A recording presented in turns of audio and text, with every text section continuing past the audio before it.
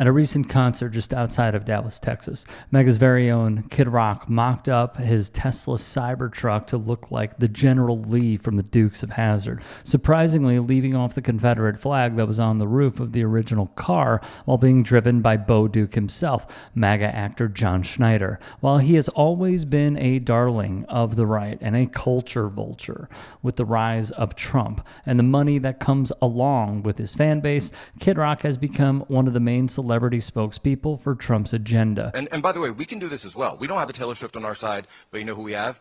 We have Kid Rock, we have Ted Nugent, we have influencers, right? We have all these people, John Voight. We have people that can come out and use their audiences, number one. And I want an army of Scott Presslers at every Kid Rock event and every Ted Nugent event. And I hope, by the way, and I need to talk to those guys about this because I've got this idea that maybe we even ask them, you guys mind doing a little tour later this year? Are you doing anything this fall? Reported Russian asset Jack Posobiec openly admitted as much while talking directly to the MAGA base, though you can hear the sadness in his voice when he realizes that this is the all-star lineup of celebrities they have to choose from. Well, you know, I went through this anti-justice system at the hands of Barack Obama. Barack Obama, you punk. You horrible anti-American, communist, Islamic terrorist. Well, that's going to go in the media. That's what he was. He literally reignited racism in America. Thanks a lot, Barack, and your buddy Mike, and your two fake daughters. That the man that can help this nation, the one man that was ridiculed, destroyed as Jesus, Trump, can come back and save the American dream for all and make America great with the dignity, with the power of who she is. The land of freedom, God's land, God's glory.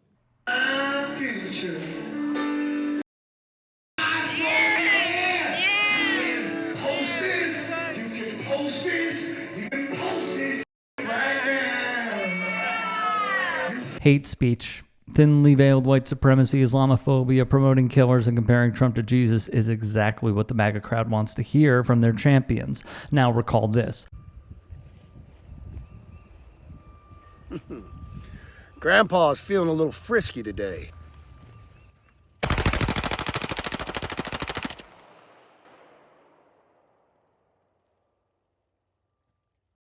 Bud Light and Anheuser-Busch. Have a terrific day.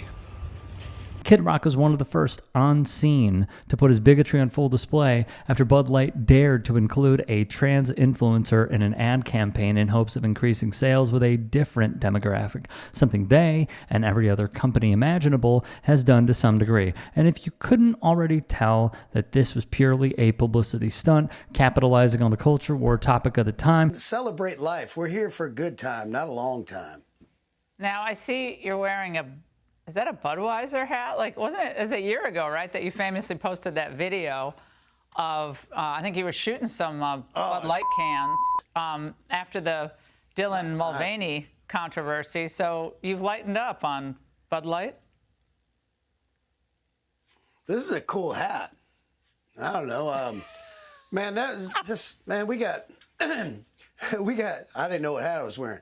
We got bigger targets. You seriously can't make this stuff up. That short 30-second exchange says so much about right-wing politics and how the media works hand in hand with political movements to craft certain narratives, which was also touched on earlier in the interview. And again, the left feels like they're somehow threatened when other people are having fun and it doesn't involve one of their, pet projects or one of their, whether it's porn, pot, whatever they're into.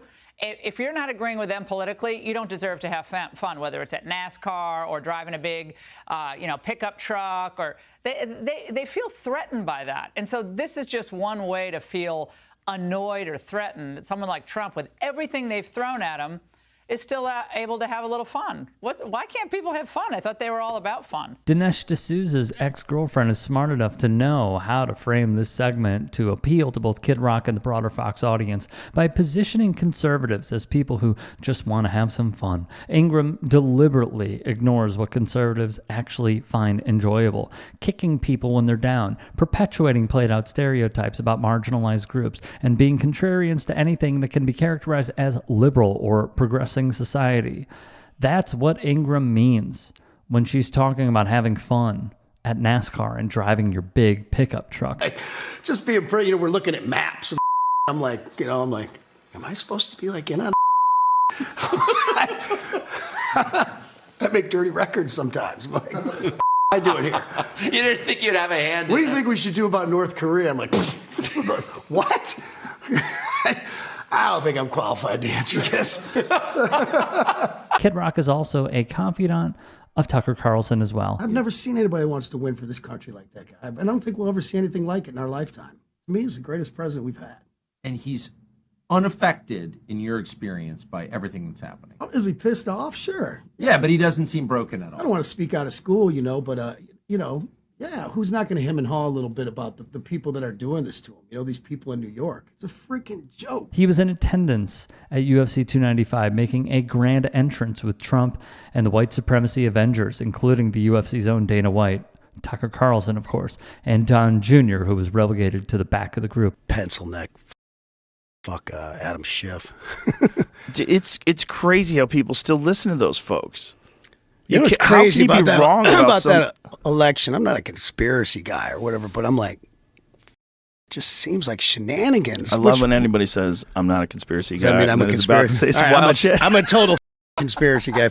Kid Rock is back in the news again, and it's not for spreading this absolute garbage on the most popular podcast in the world, but for allegedly waving and pointing a gun at Rolling Stone journalist David Peisner after he got a couple of mixed drinks in him, and even reportedly said what you see on your screen about immigrants and migrants, while also using the N-word multiple times during the interview. And given what we've seen out of Kid Rock's history and who he surrounds himself with, it's hardly unexpected or unreasonable to think the interview happened the way it's being reported, especially given how Robert Ritchie, Rock's real name, reportedly goaded Peisner to write the most horrific article possible because it would eventually help his image, which says all you need to know about who he's trying to appeal to.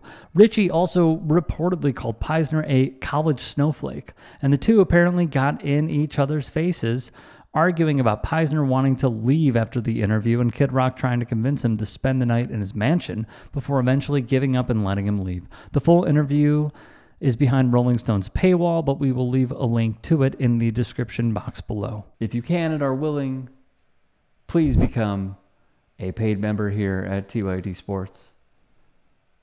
And or go to tyt.com/join. In addition, you can follow me on Twitter, Instagram, and TikTok. Appreciate it. Have a great day.